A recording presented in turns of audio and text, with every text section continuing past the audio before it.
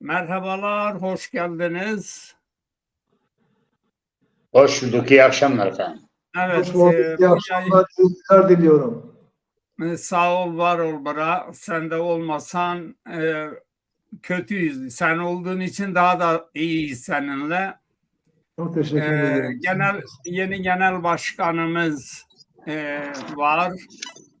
Sayın Latif Aydoğdu kongre sonunda seçildi. Bir de bizim için çok önemli Muhsin Turhan var. Onu da çok önemli görevler bekliyor partimiz açısından. Bu çalışmamızda bir sohbet yapıyoruz. Kongreye gelen gidenleri nasıl gördünüz? Bu konuda fikriniz nedir? İlerisi için ne tür hazırlıklar yapabiliriz gibi düşünceleri, soruları soracağız. Sizden, bilgilerinizden yararlanacağız. Tabii geçmişten bugüne parti sancılı dönemler çekti. Bu sancılı dönemden bizim halkımıza yansıyor. Yani halkımız sahipsiz gibi görünüyorsa da bu kongreye katılan sizin gibi değerler Muhsin, Turhan, yeni genel başkanımız, tecrübeli bir arkadaşımız aynı zamanda. Bununla birlikte doktor var, Gülender Hanım'ın beyi var. Şu anda ismini hatırlayamadım. Çok sayıda arkadaşlarımız da bu yayınlarımızı, bu parti çalışmalarına destek ve çaba sarf ediyorlar. Evet, önce siz Bingöl'den geldiniz, uzaktan geldiniz. Partimiz için yeni bir umut, yeni bir şey görüyoruz sizden. Siz ne bekliyordunuz Zaza Parti Kongresi'nde? İyi akşamlar diliyorum. Latif Başkanıma da sevgi ve saygılarımı sunuyorum. Latif Hocam bizim için bir değerdir. İyi akşamlar. Bilgisiyle, duruşuyla. Yani ağır bir yükü vardır. Bunu bilincindeyiz. Sonuç olarak bu bizim ana dilimiz. Kaybolmaması için bir siyasi yapıya ihtiyaç vardır. Bu siyasi yapıyı da omuzlayacak, gelecek taşıyacak azınlı bir insana ihtiyaç vardır. Bu da Latif abidir. Biz kendisine müteşekkiriz. Biz Aza evladı olarak bunu önemsiyorum. Partinin işlevsel hale gelmesi halinde Türkiye toplumu için bir umut olacağını temenni ediyorum. Türkiye'de böyle bir yapının, böyle bir siyasi yapıya ihtiyaç olduğunu düşünüyorum. Latif Hocam bunu başaracağını düşünüyorum. Ben Bingöl'den giderken sadece dilimizin kaybolmaması için bu partiyi nasıl büyütebiliriz? Toplumun istifasına nasıl sunabiliriz? Daha doğrusu bunu da bir genel başkan yapar. Biz genel başkan destek amacıyla gittik. Tezapar inşallah ileride büyüyecektir. Ben umut ediyorum. Biz şimdiye kadar diğer partilere destek verdik. Ama kendimiz için bir şey yapamadık yani. Bundan sonra kendimiz için bir şeyler yapacağız. Partimiz için bir şeyler yapacağız. Çünkü bu partimiz bizim dilimiz konusunda önemli görevler üstlenecek. Zaten dilimiz toplumsal varlığımızın hafızasıdır. Başka bir deyişle ana rahmidir. Keza dinlerde dil aracılığıyla var olmuştur. Dil olmadan dil olmaz. Dil düşünce eyleme dönüşmesinde belirleyici bir faktördür. Zadacan'ın her sözcüğü yaşamın, kültürün, tarihini taşır. Diliniz kadar varsınız. Eğer diliniz yoksa siz de yok olursunuz. Ben bu düşüncedeyim. Latif Hocam'ın vereceği bilgiler bizim için değerlidir. Teşekkür ediyorum Mahmut Bey. Ben de teşekkür ediyorum. Sağ olun, var olun. Evet, Latif Bra Teşekkür bu ederim. kongreyi yaptık. Hep birlikte bir araya getirdik. Şimdi bu kongreden sonra bizimle, sizinle yeni arkadaşlar da var. Eski arkadaşlarımız da var. Herkese de eski yeni ayrımı yapmadan herkesin yeni genel başkanımıza destek vermesi gerekiyor. Bu destek kişinin şahsında değil, Zaza dili için bu desteği herkes vermelidir. Uzaktan durmak, geriden kalmak, iş yapmamak, görev almamak Zaza halkına karşı bir sorumsuzluk olarak değerlendiriyorum. Önünüz açılmıştır. Latif Bey'in tecrübesi partiye güç katıyor. Partiye büyük katkı sunuyor. Yani örneğin daha önceden Doktor Mustafa Kalkan gelmiyordu ama gördük ki o da parti genel merkezinde hem de görev üstleniyor. Ona benzer Muhsin Turhan gibi başka arkadaşlarımız gibi çok kişi bu partiye kayıtlarını yaptırıyor, desteklerini veriyor.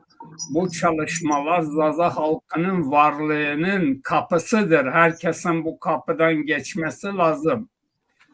Şimdi daha Bünyamin abi rahatsızlığı olduğu halde yani oraya kadar gidiyor ama bazı insanlarımız işte imkansızlıklar ya da fırsat bulamadığından dolayı partiye o gün için gelemediyse ama mazeretlerini genel başkana ilettiler.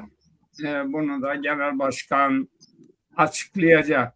Evet Sayın Genel Başkanım, parti kongresi hakkında düşünceleriniz nelerdir? Efendim iyi akşamlar. Öncelikle iyi yayınlar diliyorum. Çok teşekkür ederim bu programlarda bu fırsatları bize ve Zaza dili, Zaza edebiyatına vermiş olduğun emekten dolayı sizleri kutlarım. Tabii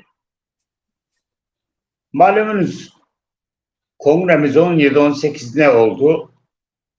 Gelen yoldaşlar, gelen arkadaşlarla bir olgunluk içerisinde geçti. Bir katılım sorunu bir kısmı olsa da ama müthiş bir olgunluk içerisinde geçti.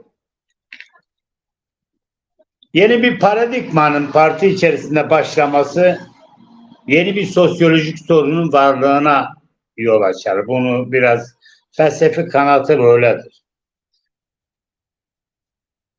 Başlangıcı her ne kadar sancılı olsa çünkü bu paradigmanın yeni bir konum itibariyle toplumu daha çok kapsayıcı, sorunlarına daha fazla eğilici, daha niteliksel yapıyla ön plana çıkması gerektiğinin kanısı doğrultusunda önlemler alarak bir şey yaptı.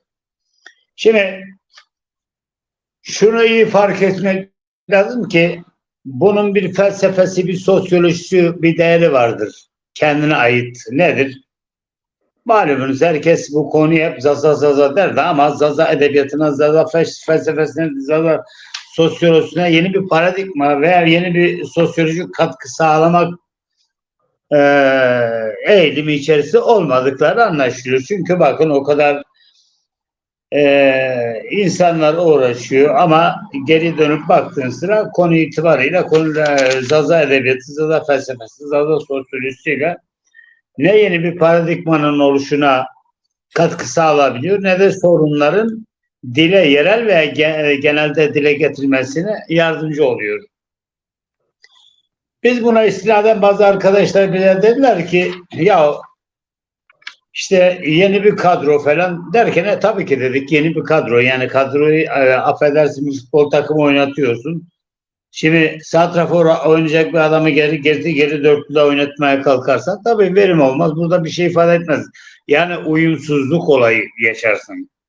Şimdi bakıyorsun eleştiriler olabilir. Demokrasinin özelliklerden bir tanesi de muhalefet olabilir. Bu da demokrasinin özelliklerinden bir tanesi ama şimdi muhalefet derken mevcut yönetimi çalışmaz duruma getirmek aslında bu bir eleştiri muhalefet etmek değildir. Yani oradaki konuya karşı oryantalist davranışın bir parçası durumuna da getirmemek gerekiyor.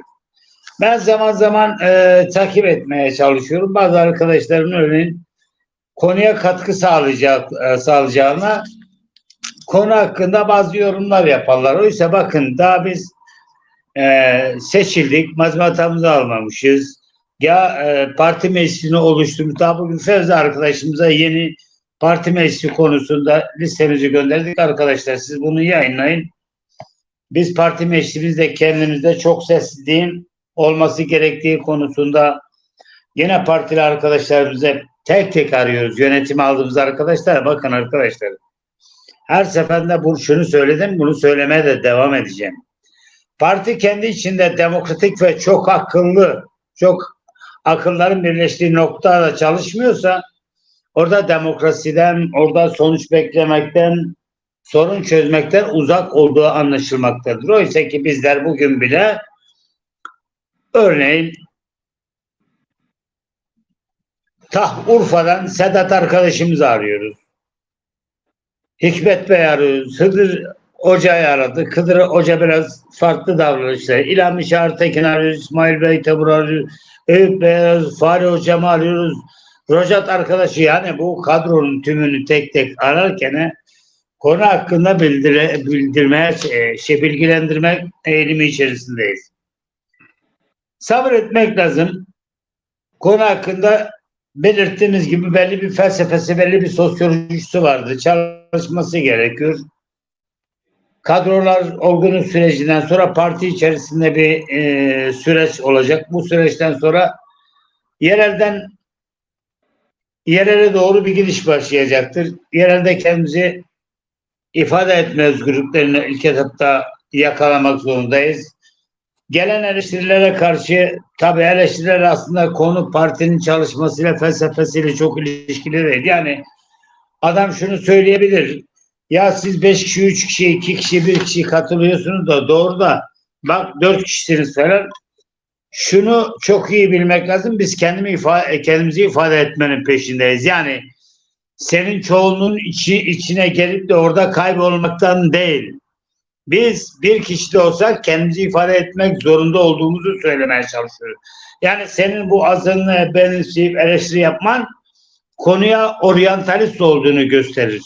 Konunun öznel yapısı Zaza halkının, Zaza edebiyatının kendi aydınları içerisinde bir kor halinde çalışarak bir eylem birliğinin nedir eylem birliği? Kendi dilin edebiyatın gerekse dilde, dil bilimlerinde gerekse tedbir tedrisatta dile getirip resmiyetle yani üretim topluluğu içerisinde yerini alması gerektiğinin kanısıyla beraber hareket etmekte yarar görüyoruz da konunun da doğru olduğunu kanısındayız değerli arkadaşlar.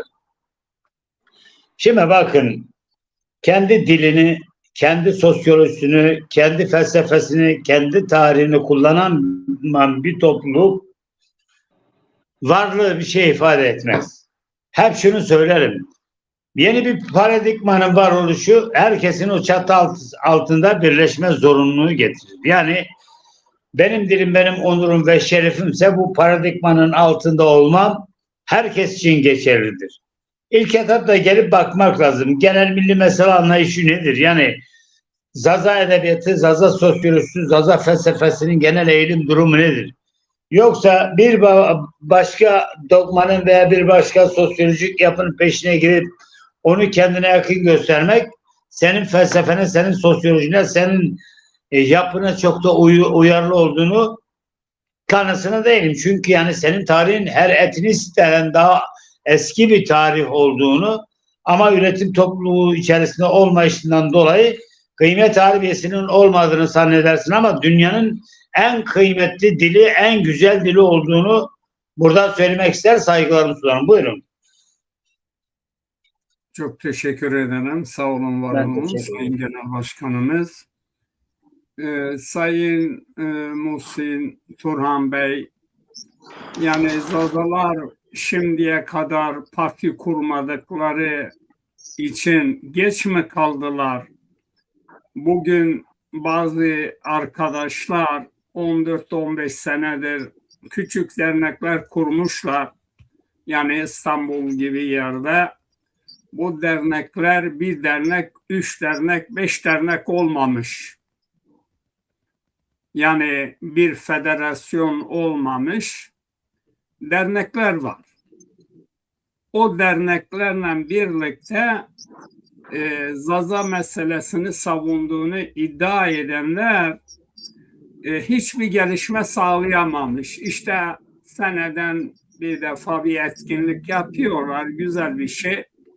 Ara sıra da dil kursu gibi bir çalışma yapıyorlar ama bu yani 15 senedir İstanbul Zaza Der var, Hıdır Hoca da başında, ama bu dernek onu genişletememiş. Yani ama oradaki yurtsever, oradaki Zaza diline sempatisi olan insanlara bu Zaza Partisi'nin propagandası yapması gerekirken bununla ilgili paylaşımı da yoktur.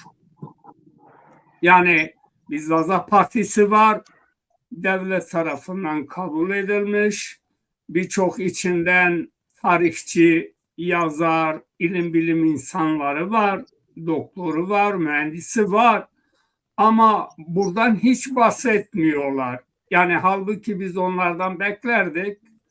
Örneğin bir mozaik programı düşündük. Dedik ki her pazar günü hangi görüşte olursa olsun Zazalar bu yayına sansürsüz katılabilir, görüşlerini de yayabilir.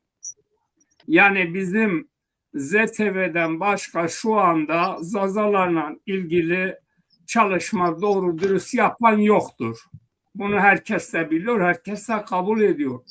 Ama bu programa çıkmaktan bile korkuyorlar. Yani halbuki sizin gibi, Sayın Genel Başkan gibi bu diğer arkadaşlar da bu programa katılabilir. Bunlar derneğe tıkanmışlar, dernekten öte Zazaların siyaset yapması en önemli meseleyken bundan uzak durmaya çalışıyorlar. Bu konuda yorumunuzu alabilir miyiz? Teşekkür ediyorum. Latif Hocama da saygılar sunuyorum. Teşekkür ederim. Şimdi Sağ olun. şöyle düşünüyorum. Yani derneklerin vizyonu olmayabilir. Ama ben şuna inanıyorum.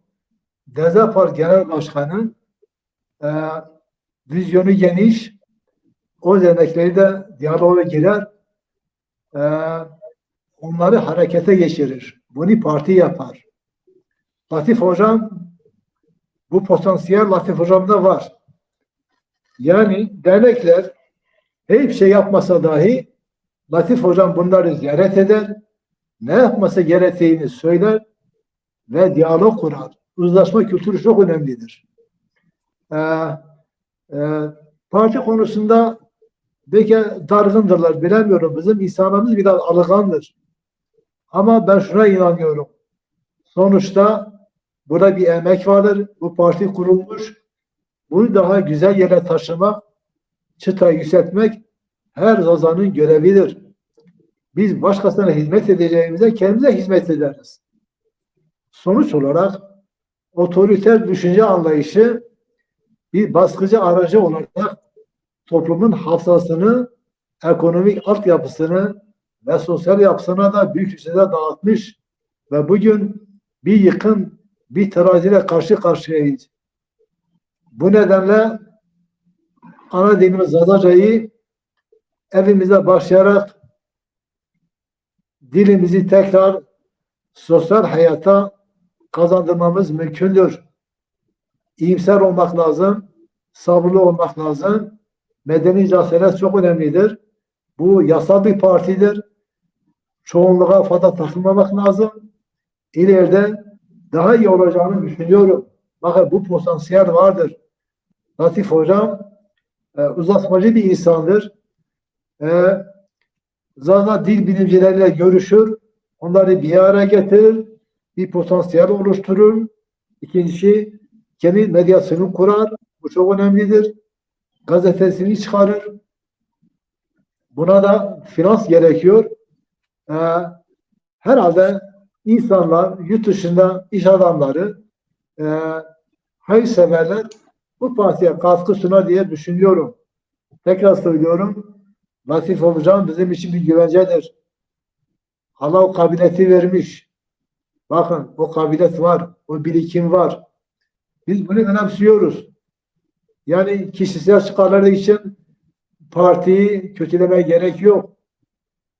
Bir katkı sunmak lazım.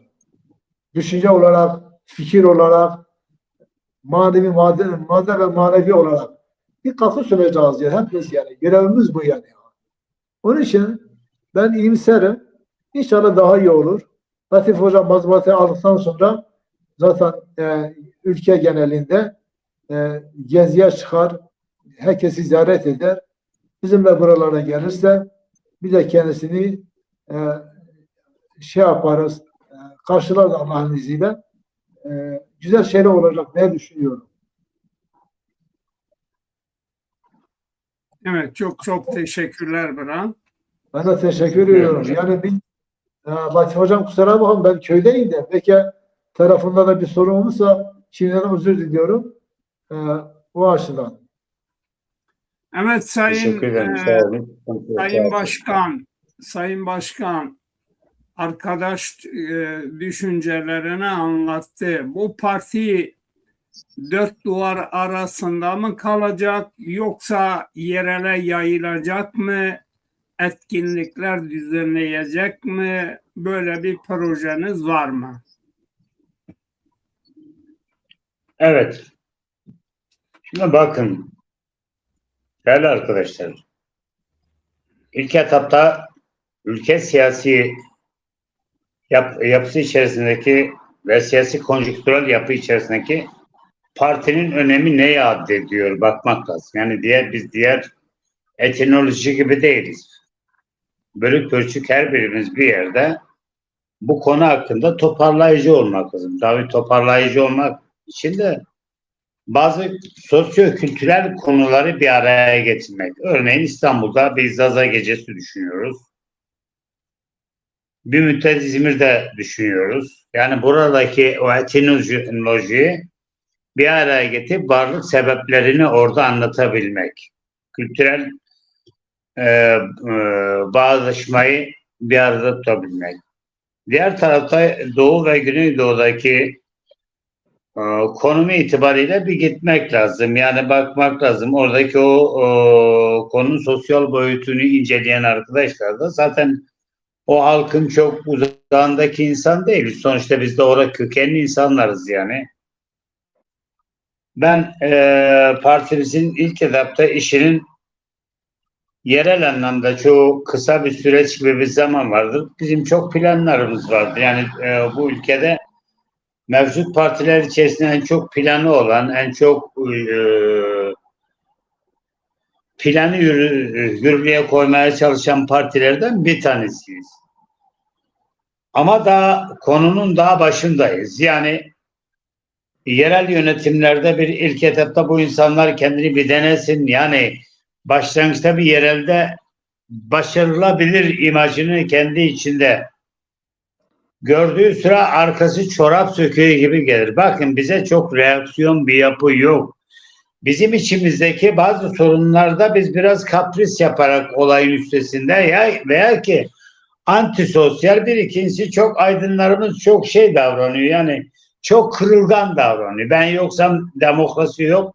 Ben varsam var demokrasi gibi. Örneğin burada bakın demokrasi içselleşmesi gereken kavramlardan bir tanesi arkadaşlar.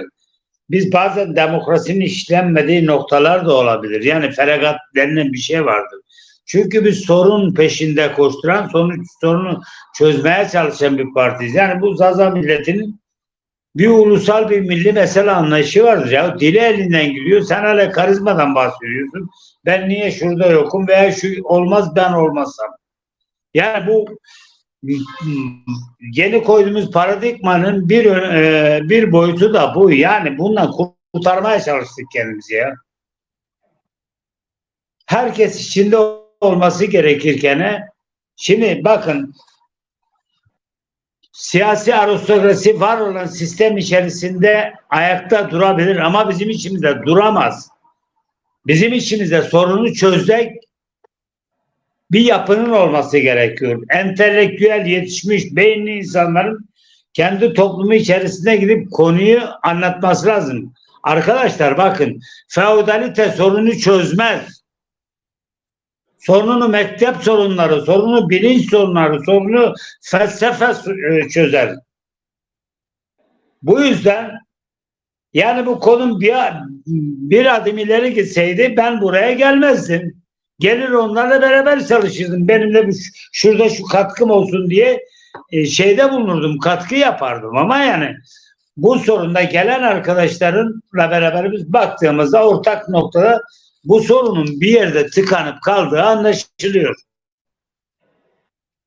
Yani bakın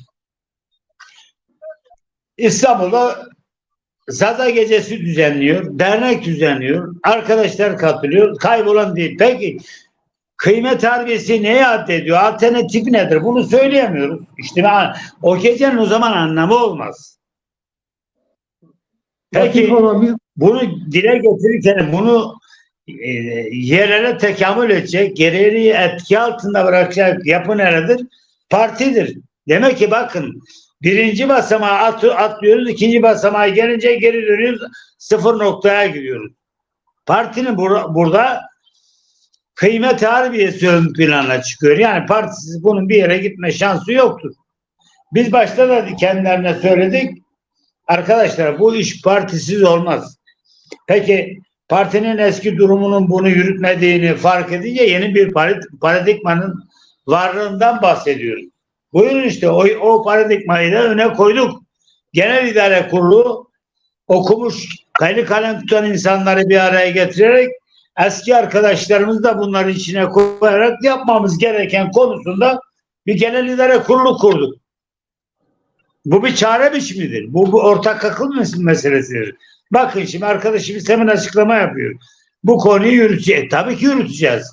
Genel idare kurulumuz arkadaşlarımız vasıflı insanlar. Şimdi geri dönüp oryantalistle davranan arkadaşlar bazı konuda öngörüsü olan ve ön yargıları veya yeteri kadar algı sorunu yaşayamayan arkadaşlar da bazen bir demoralize edecek bir sorunlar da üretebilirdi. Ama biz hiç öyle değil.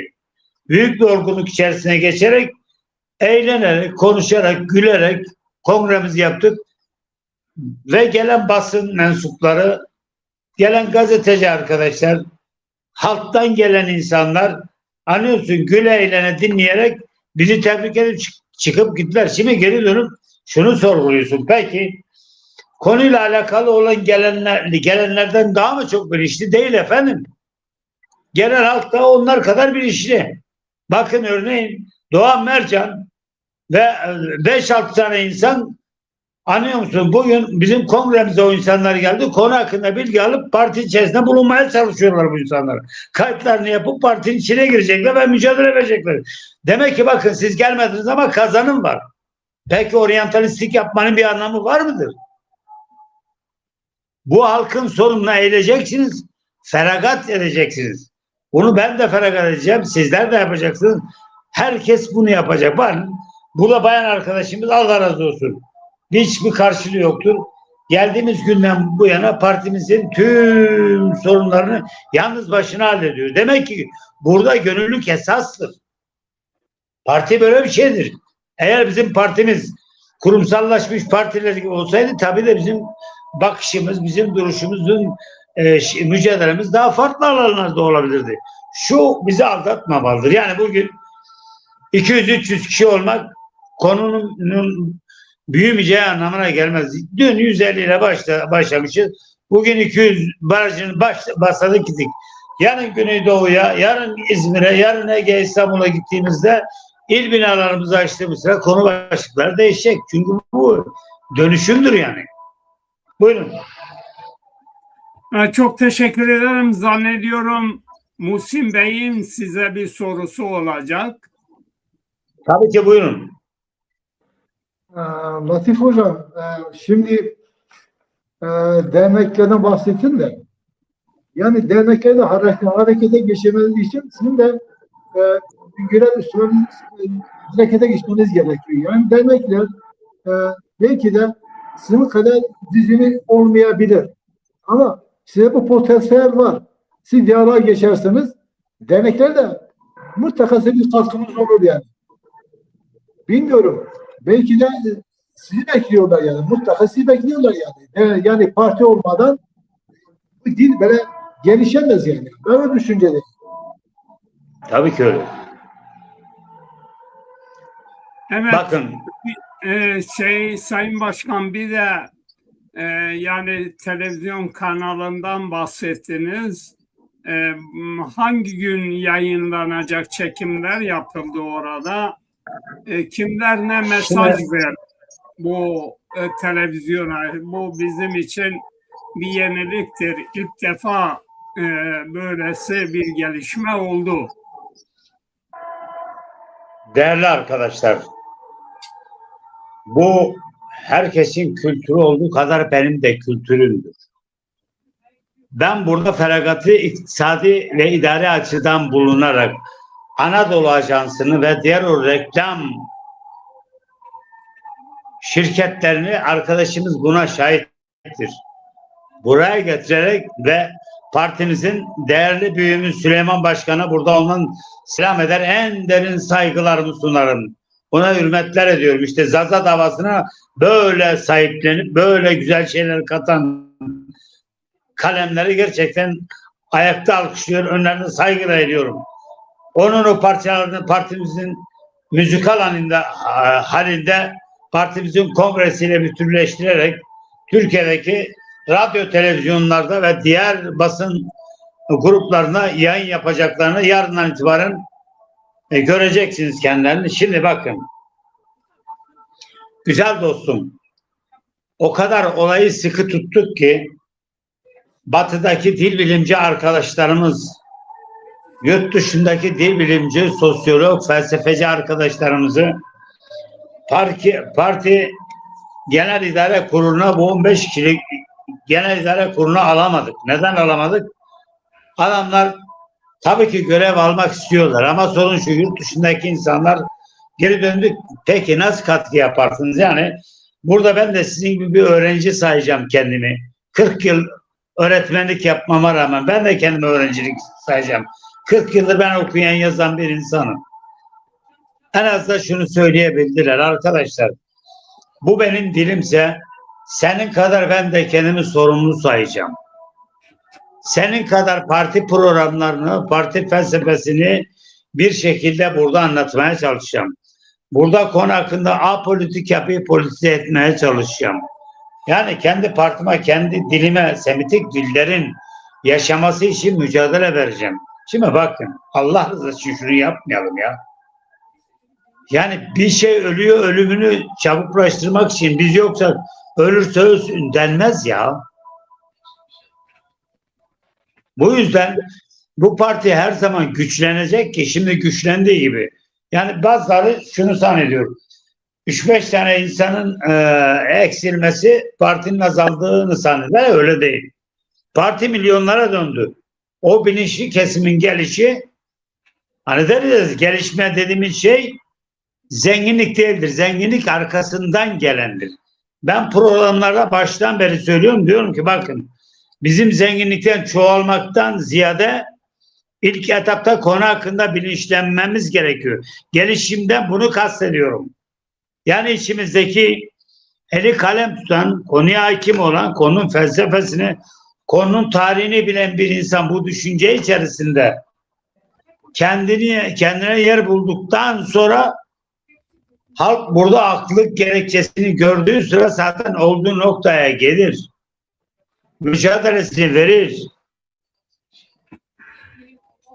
Biz emek ve sermaye meselesi değil. Bizim bir meselemiz bunun çok dışındaki bir meseledir. Dilimiz, tarihimiz, etnolojimiz kayboluyor ve o yetmiyor, üstümüze gene oyun oynuyorlar. Partide hassasiyetleri konuşturmak için çaba sarf ediyor. Niye? Şimdiye kadar olan kırgınlıkların olamaz için, parti insanını bir arada tutmak için.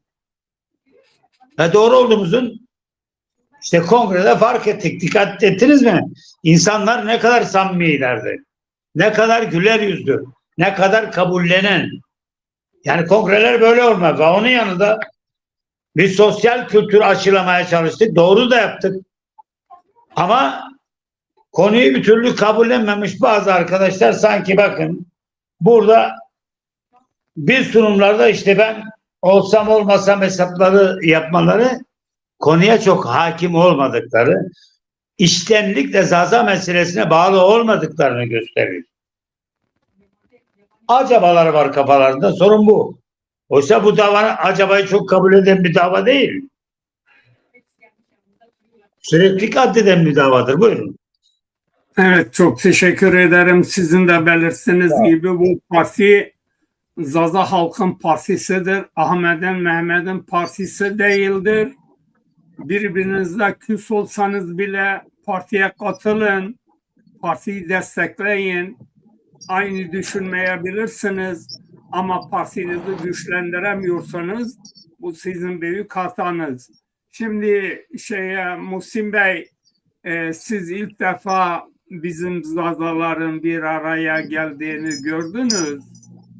Heyecanla da geldiniz. Yani insanlarla tanışmanız, nasıl bir duygu hissettiniz? Doktor Mustafa Kalkan vardı, Bünyamin Hoca vardı, başka arkadaşlarımız vardı. Hocayla yüz yüze görüştünüz. Yani böyle uzaktan değil, yakından Ayten Hanım vardı, onunla da tanıştınız. Başka arkadaşlarımız da vardı. Yani bunu siz ne hissettiniz? Ben insan olarak hepsine ayrı ayrı teşekkür ediyorum. Gerçekten de hepsine değerli insanlardı. Sağ olun. Hepsine seviyorum, baş tacı ediyorum. Ben bir insan olarak insani açıdan düşünüyorum ben. Yani Bünyamin Hocam da öyleydi. Latif Hocam da öyle. Kenar alanında birikime sahip olan insanlardır. Ben bunu önemsiyorum. İnsanlardan küsmemesi gerekiyor. Belki az olabilir sayı olarak ama bir yıl sonra, 2 yıl sonra belki 1 milyon olacağız yani. Bu gayrete bağlıdır. Yani biz halka gittiği zaman, kendimizi anlattığımız zaman halk mutlaka bize destek verecektir. Ben bunu önemsiyorum ve öyle olacağı da düşünüyorum. Latif Hocam gereken katkıyı zaten sunuyor. Bunu da inşallah becerir. Ben güveniyorum. Arkasında güçlü bir kadro var. Yani bizim eli kalem tutan bir sürü insanımız var. İnşallah partinin gazetesini kurarlar, medyasını kurarlar. Farklı televizyonlar kanallarında tartışma konuları olur. Parti politikalarını anlatırlar. Mutlaka toplum bunu dinlediği zaman partiye destek verir. Bu bizim varoluşumuzdur yani. Biz dilimiz yok olursa biz de yok oluruz. Bunun için ben önemsiyorum ve bize düşen ne görev varsa baş tacı üzerine yapmaya seve seve yaparız. Ben bu açıdan düşünüyorum. Şu anda uzağız ama günümüz onlarla beraberdir. Ben hepsini çok sevdim. Hepsine saygılar sunuyorum. İnşallah daha iyi olacak diye düşünüyorum. Evet, ben de teşekkür ediyorum. Ben de teşekkür ediyorum. Sağ olun. Evet, bir tane vardı, küçük bir film de vardı, onu da gösterelim. Çünkü evet, kongreden dolayı esasında yarın, ertesi gün daha güzel programlar gösterecek, çekim yapan o TRT tarafından, ama biz gene de burada şeyi yapalım. Burada elimizde olan bir parça şey var, 2-3 dakika. Onu birlikte izleyelim. Tamam. Asıl olan o. İmza falan diyorum ya. Ne?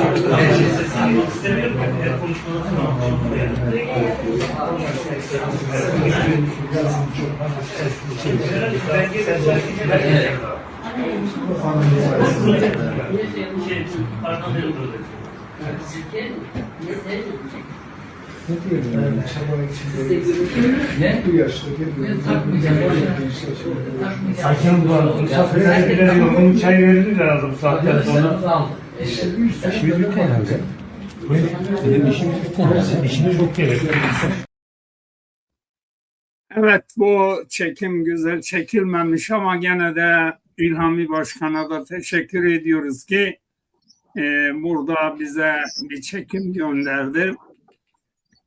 Tekrar hocam, yarın o bilgiler ya da ertesi gün o televizyonlar kanalın yaptığı çekimlerden bize şey gelirse bizimle paylaşırsanız seviniriz tabii. Bunun da burada kalmayarak başka kanallarla irtibata geçmek lazım. Bir takım yerlerde önergeler, bir takım projeler sunmak lazım. Yani bu Zaza halkının artık bu parti tarafından birinci derecede sorunlarının gündeme gelmesi sizin çalışmalarınıza bağlı. Diğer arkadaşlar da sizi bu konuda desteklemeye çaba göstermeleri gerekiyor diye düşünüyorum. Evet.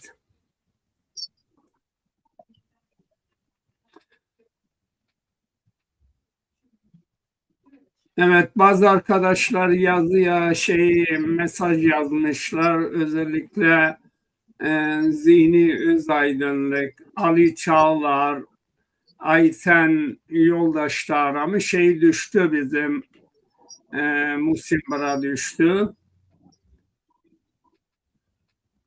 Selam olsun yorum yazan arkadaşlara, yoldaşlarımıza. Evet, herkese selam ediyoruz. İyi ki varsınız. Fadime Karabulut bacımız da gelmişti kongreye. Evet. Onun da mesajı var.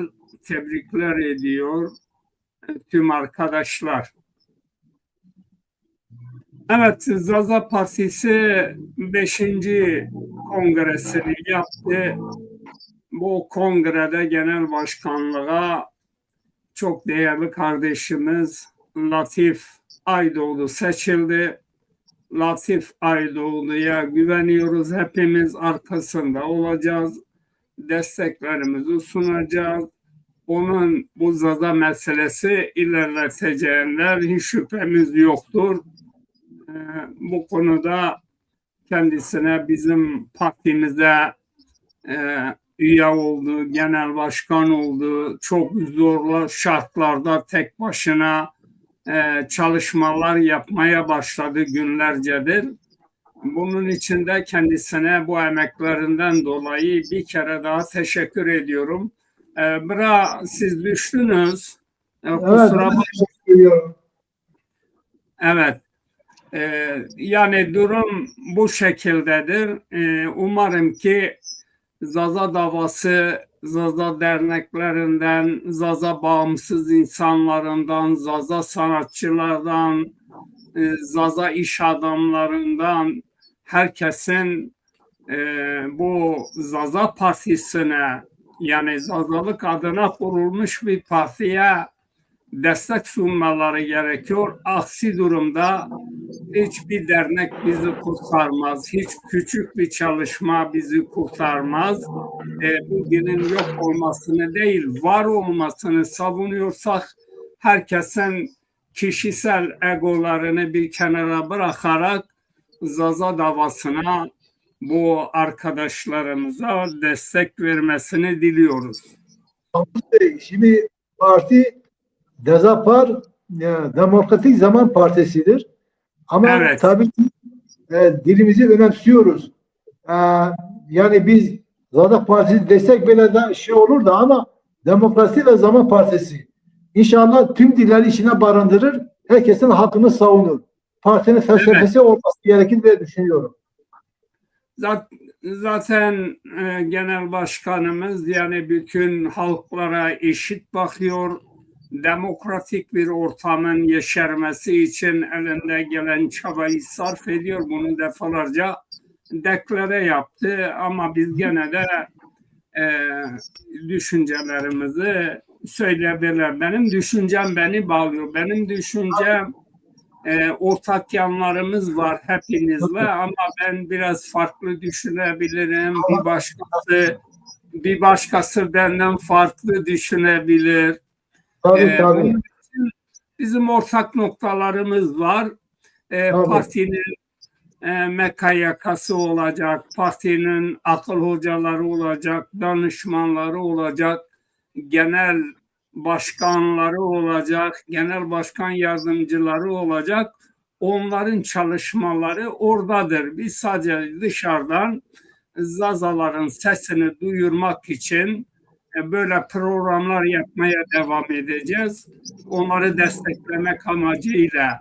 Bunun için yani partililerin dışından bile arkadaşlar isteyenler gelsinler, Zazaca hikayeler, Zazaca türküler, Zazalarla ilgili gramerler, çalışmalar buradan yapabilirler. Bizim kanalımız herkese açık.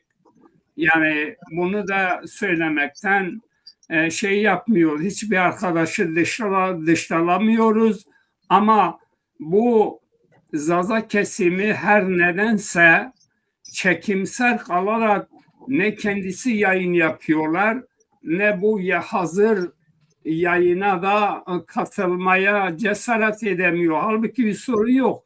Şimdiye kadar Ayhan Varanlar'da tutun, efendim rahmetli olmuş diğer kardeşlerimiz ya da yeni kardeşlerimiz, öğretmenler, mühendisler, birçok değerde Türkiye'de olan çok insan bizim bu yayınımıza katıldı. Bunun için hiçbir arkadaş bu konuda çekimser kalmasın. Gelsinler tartışalım, konuşalım. Yani başka bir platform varsa onlar yapsınlar, bizi davet etsinler, biz katılacağız. Ayhan Varan bir deryadır. Yeni Ayhan Varanları yetiştirmek lazım Mahmut Bey. Evet. Ayhan Hoca farklı insanlar. Allah rahmet etsin.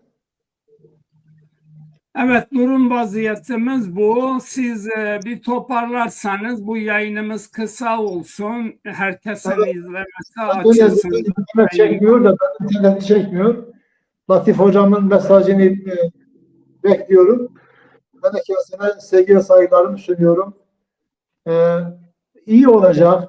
Bana hor inşallah. Bana baş. Biraz sabır olmak lazım. Azim olmak lazım. Hepinize teşekkür ediyorum. Sevgi ve saygılarımı sunuyorum. Biz de sana teşekkür ediyoruz. İyi ki varsın. O temiz yüreğinden öpüyoruz. Sağ olun, var olun. Çok sağ olun. Sizi her zaman yanımızdan görmek istiyoruz. İnşallah. Latif Hocam saygılar sunuyorum Latif Hocam. Çok sağ olun. Kendinize iyi bakın. Hayırlı akşamlar. Allah'a emanet olun. Görüşmek üzere. Çok sağ olun. Selam olsun arkadaşlara, eşe, dosta, herkese selam. Aleykümselam abi. Çok sağ olun. Evet, arkadaşımızın interneti zayıf köyden kalıyor. O yüzden de Evet. aramızdan ayrıldı ama bir şey yapıyoruz. Biz çalışmalarımızı biraz daha sürdürebiliriz. Evet, Zaza sanatçılardan güzel bir insan vardı. Zaza Nuru. O bizim partinin ilk kongresine, ilk toplantısına katılan biriydi. Değerli bir kardeşimizdi. Ve başka çok değerli kardeşlerimiz de var. Bugün aramızda olmayanları da burada selamlıyoruz. Hani rahmetlik olanlara rahmetlik diliyoruz. Zaza Partisi yeni şekliyle kimse hiçbir tarafa çekemez. Çekmeye hakkı yoktur. Parti halkımızın partisidir. Başka bir takım kişisel görüşlerini başka alanlarda tartışabilirler. Bu konuda da bir sıkıntı yoktur. Burada partide parti sorunu tartışılır. Bu parti nasıl halkına hizmet eder, nasıl ileriye adım atar? Benim görüşüm bu. Şimdi sevgili dostum, sevgili Çağdaş, bu partinin bir kurumsal kimliği var. Yani dışarıda birinin bir şey dayatması, bunun kim olması hiç önemi yoktur. Neden dedik ki mektepli insanların konu hakkında bir kıymet harbiyesinin olması gerektiğinden bahsediyoruz? Bu partinin genel idare kurulu vardır, disiplin kurulu vardır. Bunların üstünde bir iradeden bahsetmek elbette ki olmaz. Evet. Parti kendi genel idare kurulunu toparlar. Alması gelen konularda ki bizim halkımızın çıkarı, bizim halkımızın tarihi, bizim halkımızın dili her şeyden önce gelir. Bu partinin bir milli mesele anlayışı vardır. Hiç kimse Zaza halkının önünde değildir. Daha büyük değildir Zaza halkından. Şimdi bazı insanlar böyle çok radikal yazı yazıp çıktıysa ben şöyle bakıyorum. Peki kalemine bakıyorum. Yani ne yazmış, ne çizmiş? TikTokçu. Bu işler öyle gitmiyor. Bu işlerde meşru zeminlerde mücadele gerekiyor. Yani sen yasal bir partisin. Bu yasal parti o yasal ölçüler içerisinde olacak şekilde mücadelesini verecek. Yoksa herkes aklına geleni yazmak gibi bir şey yoktur yani. Hakkı yoktur yani. O kişinin kendisini bağlar. Bu yüzden partinin felsefesi mülkiyet temelli politikaları üretmekten ziyade sosyal, hukuksal bir politika yürütmek lazım. Herkesi kapsayan, her ezilenin, her inkar edilenin yanında olmak gibi bir derdi var partinin. Parti bunun için var. Bakın biz Türkiye'de bir etnolojiden bahsetmiyoruz sadece. Bizim etnolojimizin bir dil sorunu vardır. Burası tamam. Kesinlikle olması gerekiyor. Mücadele vermesi gerekiyor. Burası tamam. Bizim milli mesele anlayışımız. Ama unutmamak lazım ki bu parti bu coğrafyada yaşayan herkesin partisidir. Buyurun. Evet, bir filozof yazmış. Zorbalara dünyayı avuçlarında tutma gücünü veren her herhangi bir ahlaki değer ölçüsü değil. Ezilenlerin Kesinlikle. korkaklığıdır diyor. Yani bunu bize Zazalar gerçekten ezilen bir halk. Bu konuda da sizin fikriniz nedir diye düşünüyorum. Çok yerinden bir şey. Diyor ki ezilenler korkuyorsa, hak istemiyorsa dünya onlar için diyor ki çok zor oluyor diyor. Zaza halkı da geç kalmışla birlikte bugün artık yavaş yavaş haklarını savunmaya, mücadelelerini geliştirmeye kararlı bir durum sergiliyorlar. Evet. Şimdi dikkat ederseniz geçen bir programda ben size ezilenlerin ezileni demiştim. Yani kendi hakkını, hukukunu dile getirmekten çekinen bir yapı. Asıl olan o. İmza falan attın mı?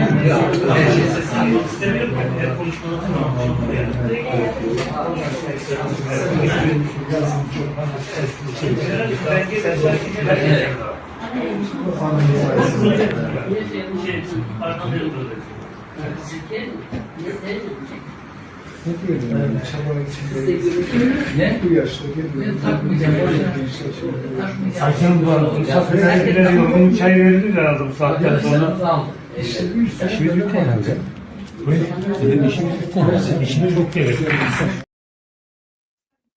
Sanatının kuruluşu günümüzde daha çağdaş, daha medeni, daha yaratıcı bir varoluşun ön planlarıdır, ön çalışmalardır. Bu yüzden de bizim halkımızı gidip anlayacağı dilden bu empati sanatını kurmak çok önemli. Bizim aydın kesimimizin bir huyu var. Kendi egosunu bir türlü kendini bir başkasından saklamaya benzetiyorum. Yani meydanda senin fikrini, tartışmanı, mücadeleni, onun için ne yapmaya çalıştığını anlamak zorundasınız arkadaşlar. Ben kimseden fazla zaza değilim ama kimse de benden çok zaza değil yani. Bir zaza güneyli olur, bir zaza kuzeyli olur ama ikisi de zaza unutmamak lazım. Ama sorun şu, bildiğimizi haktan, bildiğimizi adaletten, bildiğimizi hukuksuzluktan, zorbalıktan karşı biz kullanamazsak bildiğimizin hiçbir anlamı kalmaz. Bu yüzden bu mücadelede var olmak, bu şerefli, onurlu, tarihi ezginliklerle dolu halkın hakkını, hukukunu inkar etmektir. Bu partinin altına çalışmalarda bulunmayan, var ettiğimiz bir yeniden doğuş paradigmasına arkasını dönüp gitmek, Zaza halkının inkarıdır, inkarcıdır, oryantalisttir. Bahane aramasın kimse kendine. Bu dava büyüyecek, öylesiyle böylesiyle büyüyecek. Bu dava resmiyet de kazanacak. Yerelde ve genelde bu dava kendini kanıtlayacak, çıkacak meydana. Bedeli ne olursa olsun. Bu yüzden çıkan arkadaşlarımız yiğitçe mertçe şunu hep beraber namus ve şeref sözü verdik. Bu dava bir yere gidene kadar, nefesimizin yettiği kadar, gözümüzün ışığı tuttuğu kadar biz bu davanın peşindeyiz. Kimse merak etmesin. Yani buraya biz çivi çakmayacağız. Bizden daha iyi konu hakkında liyakati olan, mücadelesi olan, tutarlı olan insan varsa zaten biz yerini anında açar, buyurun sıra sendedir deriz ve iyi akşamlar diliyorum. Derin saygılarımı sunuyorum. Sağ olun, teşekkür ederim. Şimdi bütün toplumlardan kararsız kasımlar var. Kararsız kasımlar hep bahane yürütürler. Ama bu Yani. Zaza Partisi'nin, bu kongresinin, bu insanların nasıl zorluklarla hazırlandığını, organize ettiğinin farkında bile değiller. Yani maalesef bir dil bilimci de diyor ki bu halk kendi dilinin farkında değil. Hazır bir kongreye davet edilmişler. Bunlara plakat hazırlamışsınız. Bu arkadaşlar, bazı kişiler diyorum, bazı kasımlar var, kararsız kasımlar. Öyle zannediyor ki her şey kendilerinden oluyor. Ben de gideyim orada oturayım. Ya bu oluşumun baştan itibaren olması için insan bir kere vicdanlı düşünür. Bu verilen emeklere saygı duyar. Yani saygısızlık kendisini de, değerini de, kalitesini de düşürüyor. kesinlikle. Evet Sayın Başkanım, biz programımızın sonuna geldik. Bu programımıza katıldığınız için size çok çok teşekkür ediyorum. Yolunuz açık olsun. Bu dava büyüyecek, belirttiğiniz gibi. Bu davanın emekçilerinden biri de sizsiniz. Diğer kardeşlerimizdir. Ama bazıları nereye çekerse çeksin bizim sorunumuz değil. Evet, İlhami Çağrı Tekin, selamlar, hürmetler, saygılar, sevgiler demiş. Biz de sana burada teşekkür ediyoruz. Sağ olun, var olun. Evet, hepinize Selam olsun. selamlar, iyi akşamlar diliyorum. İyi ki varsınız. Saygılarımla iyi akşamlar. Evet, biz de müzikle yayınımızı, evet, sonuçlandırıyoruz. Güzel bir müziğimiz vardı. Onun Koyma berze koyana oy halkina halkina koyma berze koyana vezbim ratıcana Koyma berze koyana oy halkina halkina koyma berze koyana ezbim roti sekena be maşre diyaro oy halkina halkina be maşre diyaro ezbim roti sekena mahbi de seni ver şino oy halkina halkina mahbi de seni ver şino ezbim roti sekena mahud bir de haberano oy halkina halkina mahud bir de haberan ezbim roti sekena alekeno be keyma zeri khaliati sekena la jawab khugina keyna halkina ezbim roti sekena ma wala travar kerdo daye ma wala travar kerdo da pire keyna giran uja verda ke koma keyna giran uja yerda vao isodur egraya tipaluraya tipiran raya timaraya ma khalkeyna tishlama kedyaye khalkeyna oy khalkeyna khalkeyna raye dewane ma geyre le de zao ho de zao peye yono merdime ma keyna kaşare maya rındadım liyaya oy oy keyna giran kande katır de çıma maytım todıma içmesi ay belegi kesabir o pehili içmesi ay belegi kesabir o pehili ulay ena keyna zazaya zeryami gina helinana mire vaştı kotiraya diyar begrati çermu biraya erzingan raya kısas sonraya debe mire maş keyna rinti kotiraya vistane haleki le le le keyna rindike besoberi haseka Ciniyeka dersimiya ma xura qet xêr nedî hetanika ma çi dî çi nedî ma zaf merdî goniya ma zaf rişiya